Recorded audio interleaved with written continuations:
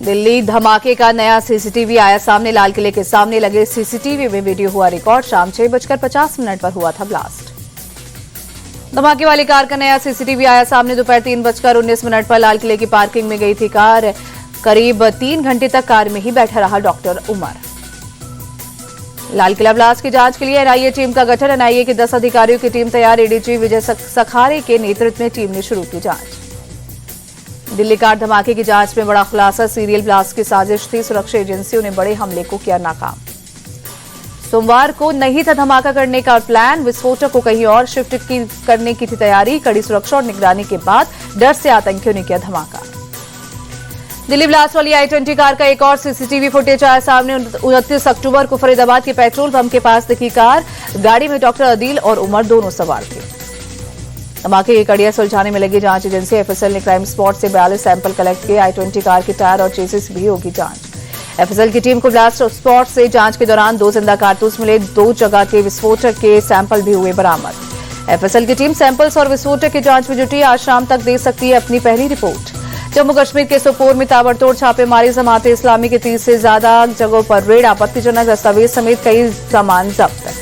जम्मू कश्मीर के एक और गिरफ्तारी। पुलिस ने शोपिया से इरफान अहमद को किया गिरफ्तार। श्रीनगर की मस्जिद में इमाम है इरफान। इरफान पर डॉक्टरों का ब्रेन वॉश करने का आरोप। पुलिस ने इरफान की पत्नी को भी हिरासत में लिया। पुलिस को 5 मोबाइल फोन भी मिले। शोपिया में इरफान के घर कमरे से मिले जैश के पोस्टर। नौगाम में इरफान ने ही लगवाए थे पोस्टर। मस्जिद में की थी इरफान का कमरा ही था।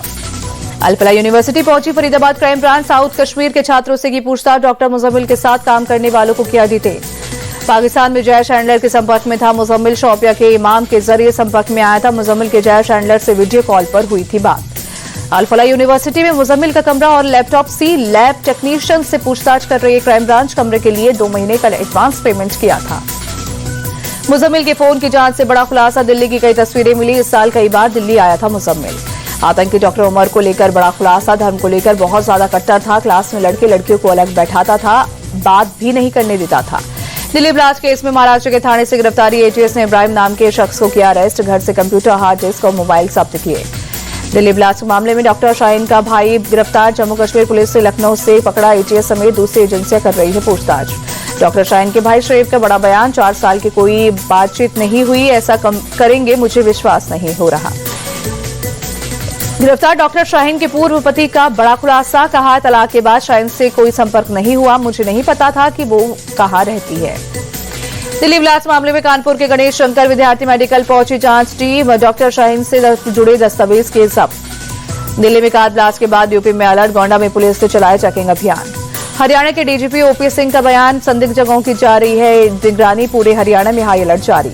बिहार में नीतीश कुमार के दमदार वापसी के संकेत। इंडिया टीवी मेट्राइज एग्जिट पोल में एनडीए को 147 से 167 सीटें मिलने का अनुमान।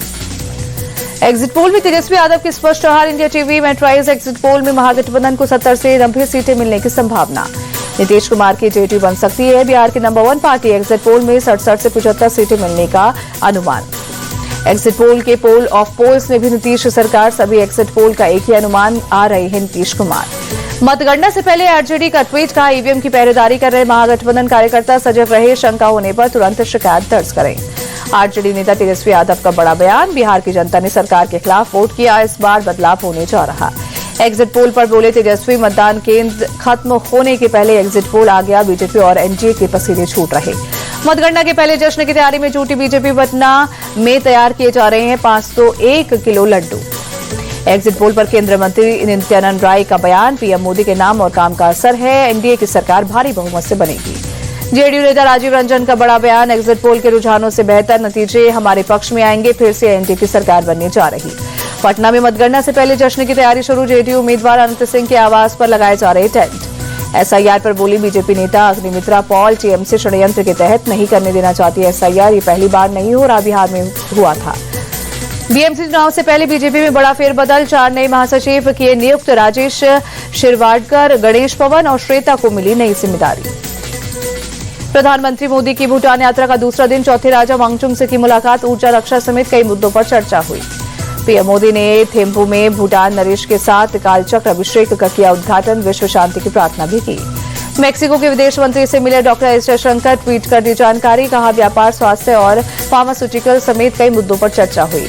कनाडा की विदेश मंत्री अनीता आनंद से भी मिले एस जयशंकर। G7 देश मंत्रियों की बैठक की मेजबानी के लिए दी बधाई, कहा द्विपक्षीय साझेदारी और अधिक मजबूत होगी। लखनऊ पहुंची जूनियर हॉकी विश्व कप की ट्रॉफी, सीएम योगी आदित्यनाथ स्वागत समारोह में शामिल, कहा स्वर्णिम इतिहास की याद दिलाता है ये पल। दिल्ली की सीएम रेखा ने लगाया जनता दरबार, फरियाद लेकर आए लोगों की सुनी समस्याएं, अधिकारियों को जल्द समाधान के निर्देश दिए। ब्रिज कैंडी अस्पताल से डिस्चार्ज हुए अभिनेता धर्मेंद्र सांस लेने में तकलीफ होने के बाद कराया गया था भर्ती। फिल्म स्टार गोविंदा की देर रात बिगड़ी तबीयत, मुंबई में जुहू के क्रिटिकेयर एशिया अस्पताल में किए गए भर्ती। लखनऊ के नगराम में पटाखा फैक्ट्री में ब्लास्ट, पराली जलाने से हुआ धमाका, मौके पर पहुंची पुलिस की टीम। कानपुर में चलती ट्रेन से उतरने के दौरान हादसा, ट्रेन और प्लेटफॉर्म के बीच में फंसने से युवक की मौत, हादसे का लाइव वीडियो आया सामने। दिल्ली में प्रदूषण ने तोड़े इस साल के सारे रिकॉर्ड, अधिकतम AQI 428 तक दर्ज किया गया। दिल्ली में बढ़ते प्रदूषण के चलते पानी का छिड़काव, अकबर रोड पर टैंकर से किया गया पानी का छिड़काव।